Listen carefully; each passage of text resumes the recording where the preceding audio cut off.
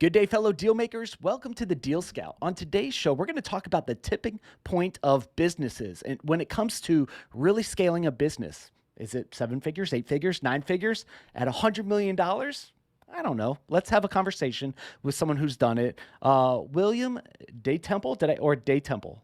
D Temple. D Temple, welcome to the Deal Scout. Glad to be here, Josh. Looking forward to helping as many of your audience as we can scale and grow their companies. Awesome. All right. So, on your LinkedIn, it says we help presidents of 7 and 8 figure companies achieve rapid growth, 20% net profit, regardless of industry. So, kind of give us an idea on what does a day-to-day, activity in the business world of William look like? What do you do every day? Well, my day is scheduled with coaching calls with business owners. And you brought up a very good point there about the companies, the size of companies we want. But one of the biggest things we have found is so many small businesses don't know how to get to 20% net profit. And we are constantly helping and guiding them and coaching them so they can get to 20% net profit, because it's that 20% net profit that gives them the surplus cash to reinvest into the business so they can continue growing it. So there's a lot of different things that go on, and we'll get into that, I'm sure, as you ask me more questions. So under 20% net profit, is that where they're just surviving? They're striving to survive rather than focusing on growth and scale. Yeah, typically you'll find a lot of companies are under 10% net profit, and they don't know why they're struggling. They don't understand. And a lot of people are scared to price their product appropriately or their service appropriately. Okay. So consequently, they think they've got to keep the price low to get the customer. Well, the customer, if you want high quality, good customers, they will pay for high quality, good service. And so you have to come across like you're a real high quality company and that you're charging appropriately for the services and value you deliver to your customers. So one of the points you said, like going straight to it, is you're saying it's a fear, right? That's a mindset. That's not a. We're not talking even about competition. We're not talking about commodity. You're talking the number one issue is you saw that business owners have a fear about pricing accordingly. Is that right? Correct. Yep. All right, walk us through this. When was it that you first realized that this was one of the main hurdles businesses are facing? Well, we go back a couple of decades. After I sold my fourth company, which I'd actually scaled from bootstrap to over $100 million in the 90s, I got recruited by venture capital to come in and fix their underperforming investments. And when I started doing the due diligence on why these companies were underperforming, there was a variety of different things we found. The pricing of their product was one of the things that we found. But there was also a lot of other things with regards to how the organization was structured, who they had, did they have the right people in the right seats, and so on and so forth. So there was a lot to it. But that's where I really started figuring it out, because I was lucky when I founded my very first company in the early 70s. I had a good friend of the family who was a seasoned business executive come over to me and say, William, if you're going to build a company, you need a business coach. And he took me over and introduced me to a gentleman and said, you need to hire this guy. And because I hired that guy, I actually scaled my first company from bootstrap to over $12 million in revenue. And that was in 1970s dollars, not today's dollars. And we did that in 7 years. And then a strategic buyer came along and offered me so much money I couldn't turn it down. So I sold the company. And those are the things that we like helping our clients achieve. So you've been in the game for a while, so you've probably seen a lot. Yes. All right. Since that first one, so you built your first, could you tell me what kind of industry it was in? Uh, the very first company we built was actually toys. And it started off with, we started to import toys. And then I got frustrated at the manufacturer, one of the key manufacturers we're using. So I flew over to Asia to meet with them and try to figure out what we could do to make sure we had better product. And by the time I left, I bought the company. Mm-hmm. Wow. Super cool. All right. So you built that, sold that in 7 years from bootstrapped to over 12 million in revenue. What year did you exit your first business and how old were you? I exited my first business in 81, and I guess I was about 28. Wow. All right. So, for frame of reference, I was born in 1981. So, the year I was entering into the world, you were exiting the first business. And so, in the 80s, in the early 80s, what was it like to have a first exit under the belt? 28 years old, got a chunk of change in the pocket. What was going through your mind? What was going on in your life? How did you respond to that event? Well,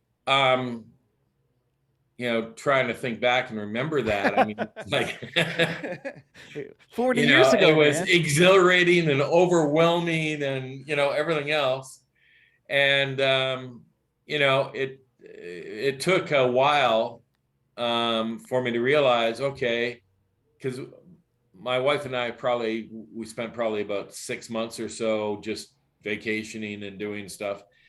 And then it was like, I said, okay, I'm bored. I got to find something to do. And so what am I going to do next?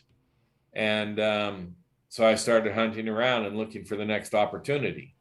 Mm-hmm. And it's like, once you get this in your blood, you can't stop, you know? Yeah. Yeah. So you got bored, right? You did I vacationed, I bought stuff, you bought whatever car you want. In 1981, what kind of car? What was your first really cool car purchase? Because I'm sure there was one in there. um, Actually, cars have never been a big thing for me. Cool. Um, my boat was more important to me than my car. All right. All right. What was your first really cool boat So purchase? I'd actually upgraded from a 23-foot double eagle. I went up to a 32-foot, and then I went up to a 48-foot Tollycraft. Super cool. So, All right. So not even hitting 30 yet. Most people are climbing the corporate ladder, got the golden handcuffs on, working their butt off. They look at you, and at that point, you exited, right? You got bored 6 months later. You went on the hunt. So let me ask you this question: when it comes to community, right? When it comes to hanging out with friends, right? Most people go to work 8 to 5. They come home, friend. They're following that corporate ladder, especially like in the 80s and 90s, right? But here you yep. were. You took a different route. What kind of relationships did you have at the point? Were there other people like you who were building and exiting companies in the 80s and 90s? Not as many as there are today. It was a pretty thin group of people that were doing that. Um, Actually, as my career advanced, I got involved with the Tech Coast Angels out of Newport Beach, California. Yeah. And I actually was working with some of the original founders of that angel network. Cool. And I learned all about the history between where they started that angel network and how they grew it. And it had grown tremendously. And I was with them for many years, investing in a lot of small companies and startups and stuff. So it's like I had the opportunity to, um, network with these people, be with these people, pick their brains and everything else. And so it was a great organization to be part of. And we had some great successes on our investments, and we had a few that didn't turn out so great, but that's the nature of the beast. Yeah. Let me And I ask mean, this. sometimes shit happens that's beyond the business owner's control, Sure. and they can't beat themselves up when that happens. They've got to realize that, you know, it is what it is. Yeah. So, Mr. William, let me ask this question. Let's say you and I had the ability to go back. Now, you can't give yourself like financial advice, like, hey, buy Google, buy early Apple, buy the first Bitcoin mining, and then sell in 2021, right? Like you can't give yourself financial advice. But you and I are able to go back. You just had the exit event. You're 28 years old. Me, you, and younger William get to sit down and have a conversation about life or business principles or whatever, but it just can't be financial. Like, go buy this. What advice would you give your younger self? Building your management team. Your management team is the biggest asset you'll ever have. If you've got the right people on your management team, you can scale your company. But you've also got to be wise enough to listen to them. Okay. I've run into a lot of entrepreneurs that think they know more than they do know, and they hire really great people, and then they ignore what the really great people tell them to do. Hmm. It's almost like this, and I'm going to paint a picture from what I've seen. I've interviewed Okay. probably 1,000 people, and a lot of hard driving visionaries and entrepreneurs, start to build high growth businesses. Ego, ego or pain kind of gets you moving. Humility keeps you going, right? Mm-hmm. Yeah. Having the humility to seek wisdom, hire a coach, right? Right. Or talk to your management team and go, "Hey guys, I don't know. What are your thoughts?" Is that a correct assumption? I don't have as much gray hair or as wisdom as you've accumulated. What are your thoughts? You're right on the button there. I mean, that's what they need to do is talk to their management team, get feedback, get ideas bouncing around. Don't be a dictator, because if Mm, you're a dictator, it's going to be a disaster. People are going to get fed up. They're going to leave, and then you start getting turnover. And turnover is the most expensive cost you'll ever have. mm, cool. So, how long was it before the first exit? Before the wife got sick and tired of you, and said, "You got to go back to work, man. You got to go get back in the game." How long was it before you launched your second company? It was probably 7 or 8 months. And it really, she wasn't pushing me out the door, but I was going crazy, bored, and frustrated, because I needed stuff to do. I needed to do something. So Yeah. I started the hunt looking for what I was going to create next. There's only so much Atari or Sudoku you could play in 1981 before you start to get bored. And all your friends are at work climbing the corporate ladder and trying to figure that out, right? So 7 months later, you start business number two. The first time it took you 7 years to go from bootstrap to 12 mil. How'd the second one do? Well, the second one, obviously, we were better capitalized than the first one. So I was able to bring on a strong management team pretty fast, and we were able to put things together very rapidly.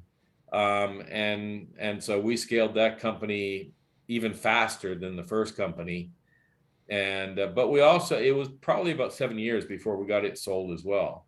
Okay. And there seems to be cycles out there that just are the thing. And again, it's getting the company to the right size, and having all the industries looking at you, because I don't care what industry you're in, there's lots of other people in that industry, bigger companies, that are looking for those great companies that have got growth potential. Yeah. And one of the things you've also got to look at, you got to take a hard look in the mirror at, and that is to determine what your strengths and what your weaknesses are. Yeah. And one of the things that I realized, not so much with my second company, but with my third company, was that I hit my glass ceiling. I'd taken the company as large as I could take it. And, I realized that I needed to exit the business, or I was going to make a mess out of it, because I didn't have the experience, the knowledge, and the wisdom that I've got today to be able to take that company to the next level. If we add up all of your exits, all of your awesome investments in the last 78 years, like give us an idea. We don't, you know, however much you're willing to share, because I've got a very specific question after that. Um, how would you kind of bucket it? I'm trying to understand your question a little bit more. And It's I'm like, trying to understand how best to ask it without putting, without saying, "Hey, how much are you worth?" What I'm trying to get to, the real question is this, and then you could back into how you want to answer it. You've made a lot of money. You've had some yeah, exits, and you've made a lot of money. So we could just say you've made a lot of money, more than most true. will ever see. Is it harder to make it or to keep it? It's probably harder to keep it. I've made some pretty uh at the time I thought they were great investments, and things turned south, and I lost a bunch of money too. So I mean, I've had great wins, but I've also had some significant losses. And typically my losses, well, actually just about all my losses, were when I was investing in things that I didn't know enough about. My companies, I had no problem keeping those because I was in control and I Mm-hmm. could manage it and I could control it. But when I started investing in other things that I didn't know and I was relying upon other people, that's when I started making some mistakes. And it was more because the interesting thing is in the angel investor network, we did great. I made some really great returns on my investments in there, but then we're working with the entrepreneurs and helping them through the process. It Yeah. was when I went into the public markets and started investing in public stocks, that's when I really took hits. Yeah. And I'm like, what the hell's going on here? Completely out of control. So I know a lot of people, you know, we've interviewed people who were hedge funds and they play in the public market and that's all they do. They say, whatever we Right. do, we will not step into the private because this is what we know. Third generational foundations, they go, this is what we know well. On the flip side, we've interviewed, you know, entrepreneurs, investors, people who've built companies, sold companies, and they're always stay in that space. And they go, we will not invest in these.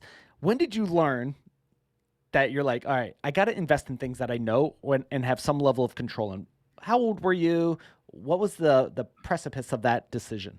I would say it was in the late 90s that I realized that making these investments in areas that I wasn't knowledgeable about was really a bad, my bad choice. It's Yeah. like I kicked myself for a lot of the investments that I made back then. But that's life. You learn from either through school of hard knocks or you hire the right people. And unfortunately, I wasn't wise enough back then to hire the right people to manage my stock portfolio. Yeah. Thankfully, I've overcome that problem.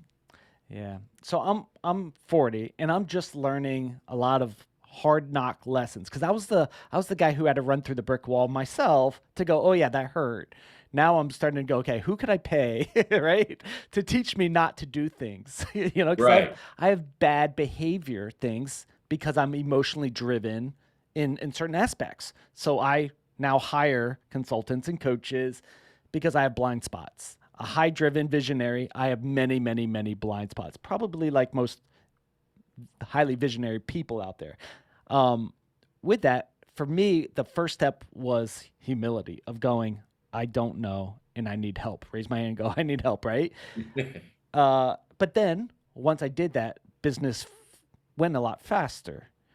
Um, Let me ask this question. When it came to making a lot, losing a lot, which one had a greater impact on you, right? The pain or the pleasure? Like which one had higher intensity Well, for I'm you? sure the pain did. I mean, I had a lot of joy from the successes and I had a lot of pain from the losses. So, you know,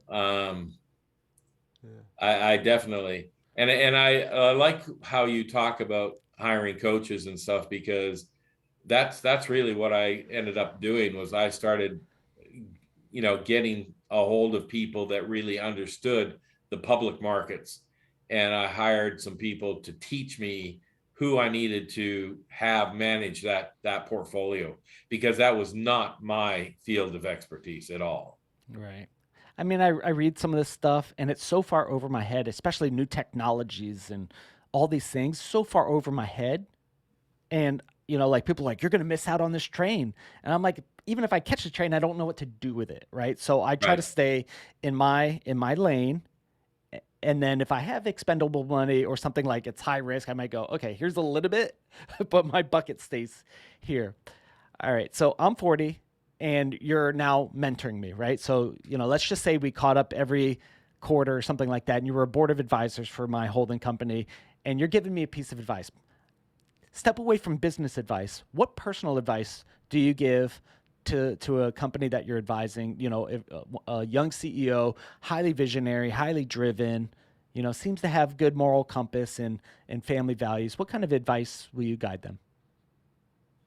Well, that's a really good question. And it's got a lot of different, I'm thinking about it, and there's a lot of different things I could discuss in this, because probably one of the most important things is your management team and picking the right management team. And how do you screen, vet, and determine who's the right person you're going to add to your management team? Because if you get the wrong person in that company, they can cause you all types of grief and trouble. Yeah. Okay. So, and with the coaching that we do, we work with our clients virtually every week. Um, it's not waiting till the next quarter and finding out the results. It's like we guide them along the process all the way, and that way, um, we're able to catch things early on and help them avoid making big mistakes. Hmm. Yeah. What was the greatest moment of in your business career? Like you look back and you're like, if I could relive that day, like you're like, that was the day we got the home run, we got the grand slam, we got what was the and it might be financial, it might not be. What was the greatest day in business ever for you? That's a really good question. Thank you. I've had a lot of great days. Yeah. I'm trying to think which one was the greatest day. I don't know. Probably what the greatest day has been is the companies that we're currently helping through our coaching program. That's where I get the most pleasure and the most everything, because we help take these companies. Sometimes they're, around $1 million. Sometimes they're at 18, $20 million. And we help them restructure, reorganize, and position them so they can really scale and grow. And we've taken companies. I've got one of our clients.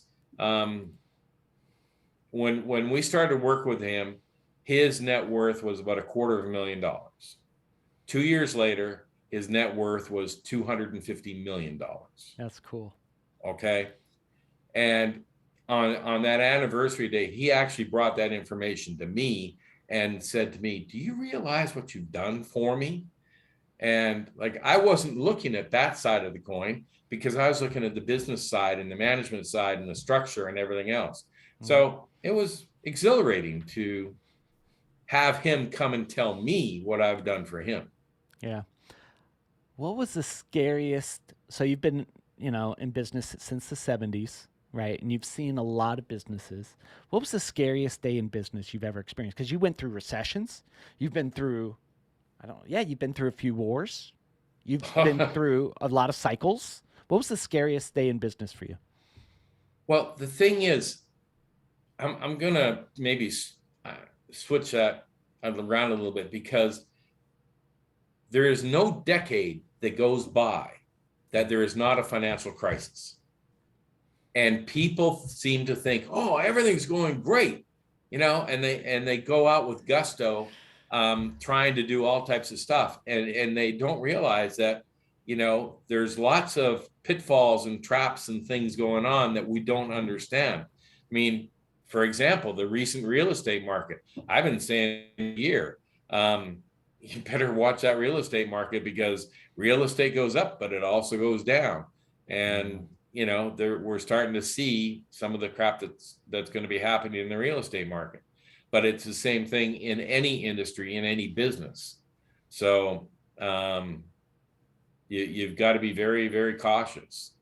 And I Yeah. mean, when you talk about all the different things I've been through, I mean, I remember Black Monday. I remember the SNL crisis where they all got shut down. I remember so many different things that we went through over the decades.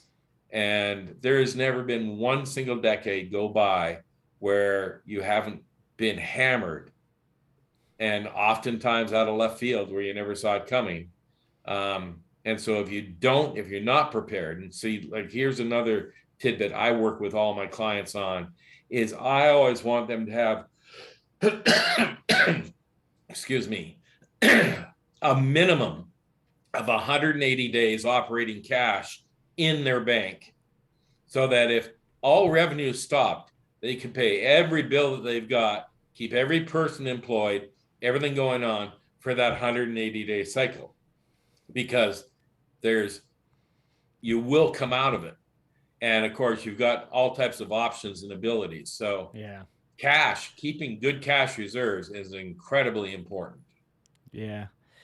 Man, do companies ever come to you? Actually, how do typical business owners come to you, right? Do they referred by a friend? Do they find you online? Do they see you standing next to, Russell over here? Like, how do people find you? We get a lot of referrals where existing clients have referred other friends of theirs to us. We do marketing, like any good company should do marketing. We do marketing, so we get people that come to us from out of nowhere. Um, and it's just the nature of the beast. And even shows like this, coming on these shows and sharing our experience, our knowledge, our wisdom, and helping other people say, wow, I want some of that, you know. Because my passion is all about creating good, sustainable jobs. And I do that by teaching business owners how to create good, sustainable businesses. Yeah, awesome.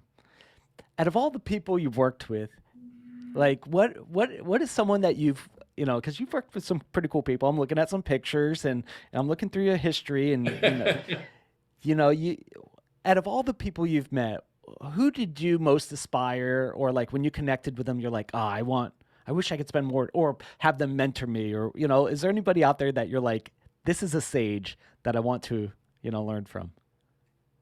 Well, there's a few of them. Obviously, my connection with Mr. Richard Branson or Sir Richard Branson actually Hmm. has been a great connection.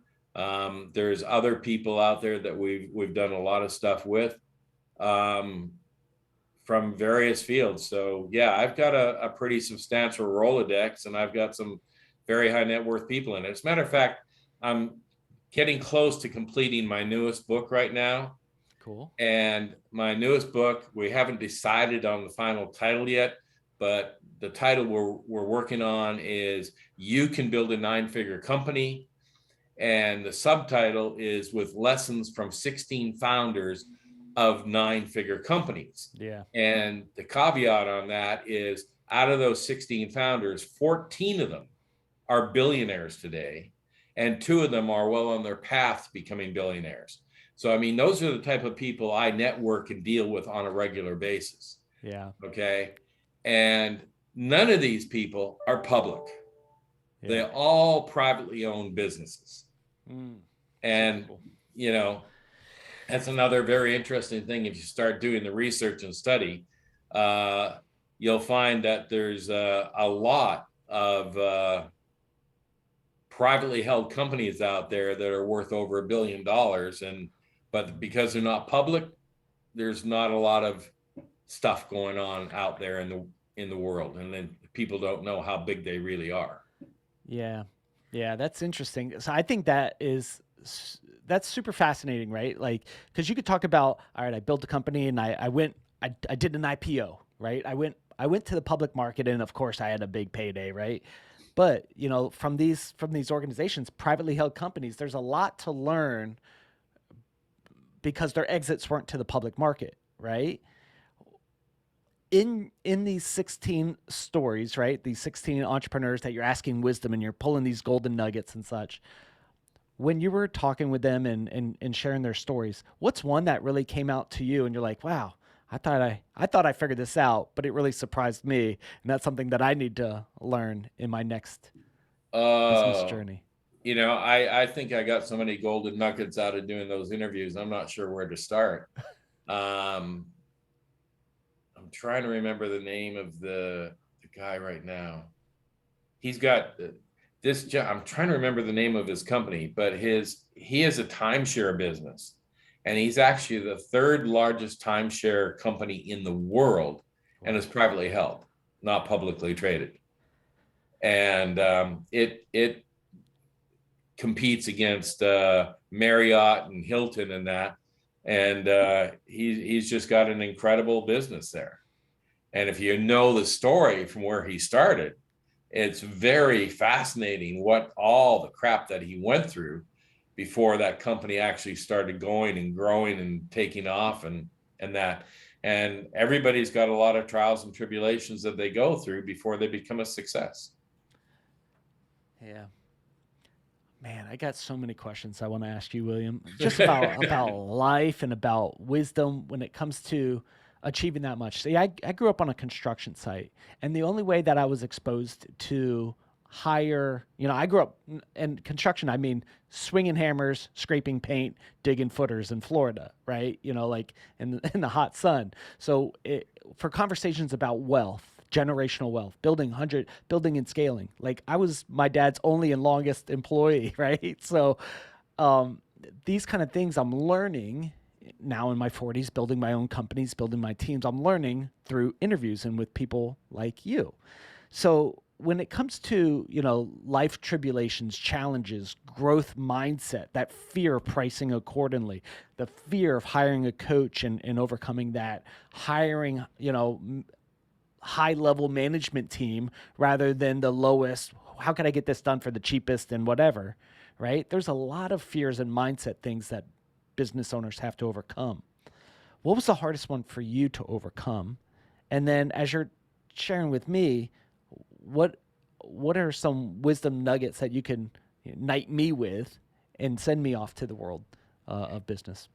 Well, let me just share with you that, like you, I grew up in a family business. Basically, ours was a cattle ranch, and Cool. believe me, there's nothing more hard work than cattle ranches, I think.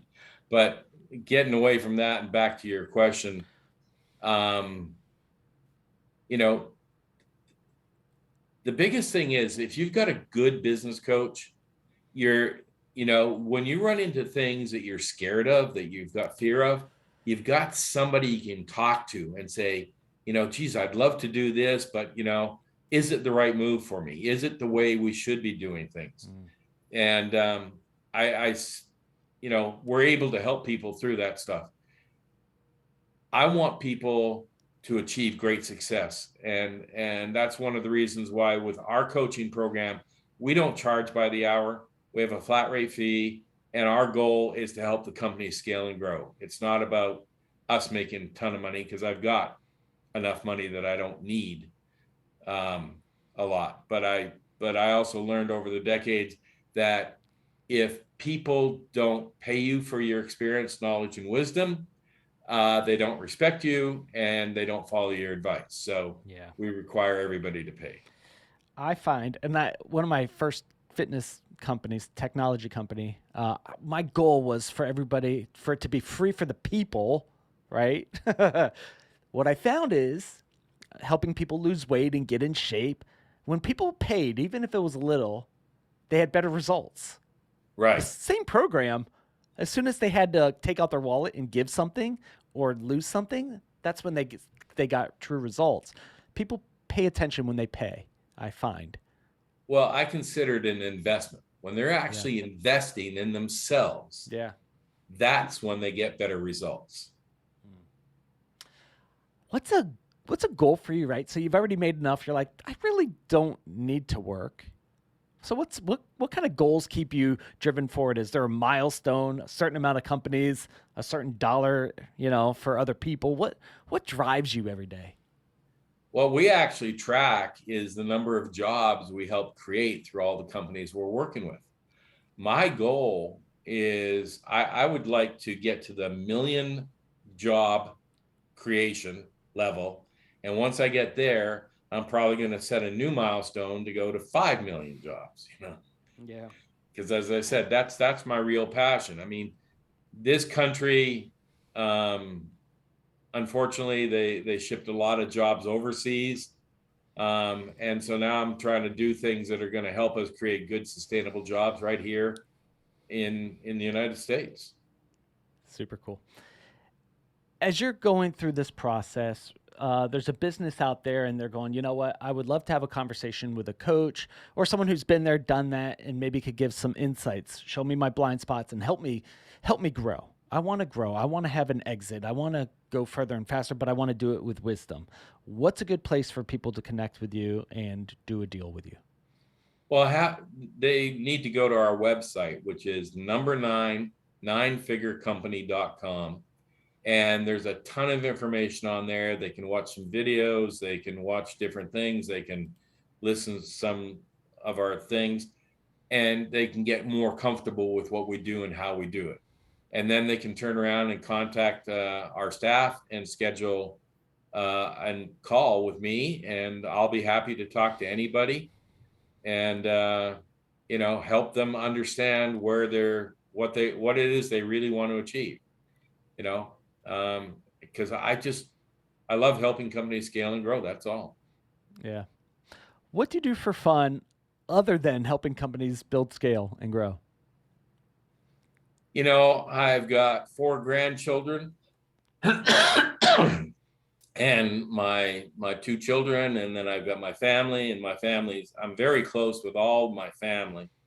And so family is super important to me. It's probably the most important thing besides what I do. Um, so I love that. And I love doing things with the family. Um, you know, Otherwise, traveling and stuff. Look, I've done business in nearly 50 countries around the world. And that's one of the other things I'd like to point out. People get so stuck in doing business in the US, and they don't realize how much opportunity there is outside the US. And we help a lot of companies scale and grow on a global basis so that they're able to do a lot more than what they can do by competing with people in the US. When they're going outside the United States and going to other countries, because you're an American company, you're highly respected right off the bat, and you can pick up business that you never dreamed of picking up. And that's some of the stuff we also help them with. Why do you think that is? Because the US is still considered the wisest country in the world, the most successful country in the world, you know? Yeah, no, but what prevents what is it in their mindset that prevents them from thinking outside the US? I have really never figured that out. Is it a fear? Is it like lack of vision? Is it uh like what like when you're talking to people like and you go, "Hey, have you considered United States, outside of that?" And like what is the first response you get? Generally, they've never even thought about it. Yeah. They look at that as being a vendor. And I mean, basically the same thing I did. I was working with a manufacturer out of Korea. And as I said, their quality was up and down and all around, and it was driving me nuts. And I went over there to, try to have a conversation and figure out how we could make this work better, and ended up buying the company. I had no intentions on going when I went over there to buy the company, but I was so frustrated by this owner. By the time I was finished, I offered to buy the company from him, and he says, "Okay," and I'm like, "What?" Oh, So, you know, um, you'd be amazed at what you can do. As I say, I've done business in about 50 countries around the world, and there, don't be afraid. Fear is the biggest thing that's going to hold you back. yeah, super cool. So, one more time, where can people find you? What's the name of the business? It's 9, the number 9 figurecompany.com. Super. And that's where they can find us and contact with us. Yeah. So, William, I'm sure that there's a question I should have asked you during this interview, but I screwed up and I probably didn't ask the right one, right? So, what question should I be asking you, or what question do you wish someone would ask you? You're like, man, I've been on hundreds of interviews, I've been to the top, but nobody's ever asked me this. One day I want to be asked this. What is that? I've never thought about it from that perspective. Let me think. I guess what it is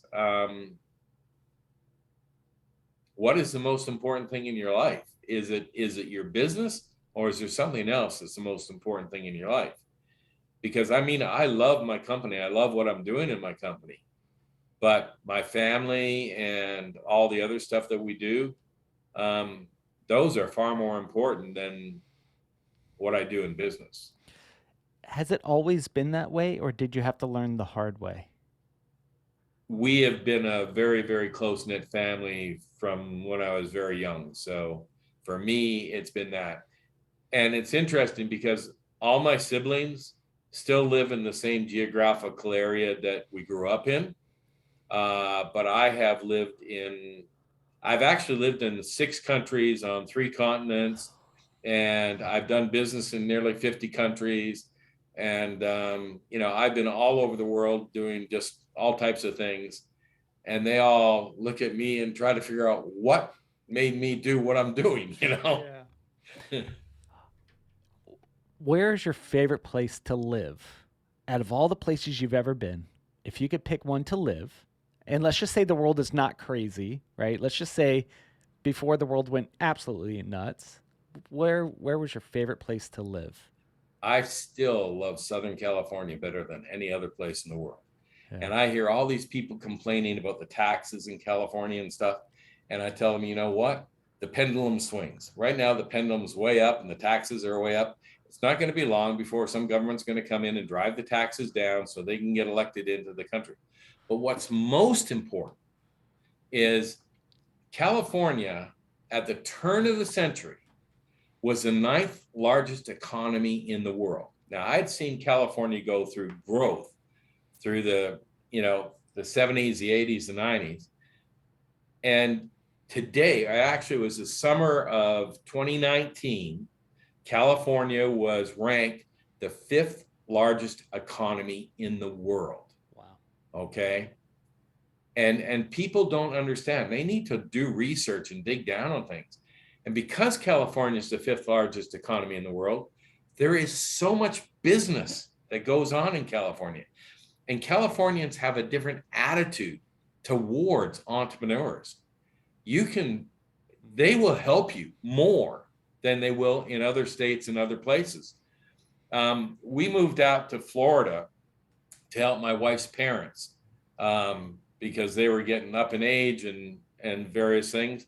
And we moved out to Florida, and I was like a fish out of water in Florida because there was none of the structure or infrastructure that I was accustomed to in California. There was no angel networks, there was no venture capital groups, there was none of the things I was used to. And so I went and I met with a major law firm that I've been dealing with in California for decades before. I got some introductions, and I started to put together an angel network in Florida. And my goal was to do like what the Tech Coast Angels were in California. And I met with over 200 high net worth individuals, and there was only 2 of them that were willing to participate in a angel network.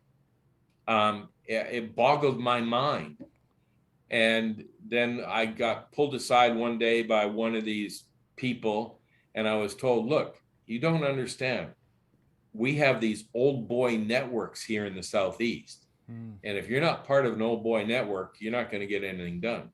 And I'm like, come on. I thought that went out with slavery. So, you know, I love the great state of Florida, but I have experienced that. I had to move out of Florida to try to learn. I had to move to Right. Dallas, and I had to move, out west to try to figure out about money and investing and work with venture capital groups and such. And I got my ass whooped because I didn't know. And my goal here, my daughter's 9. I have a 9, 5, and a 2.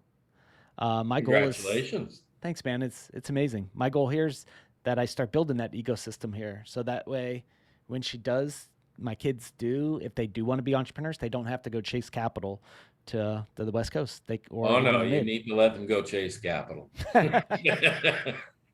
You never give it to them. Yeah.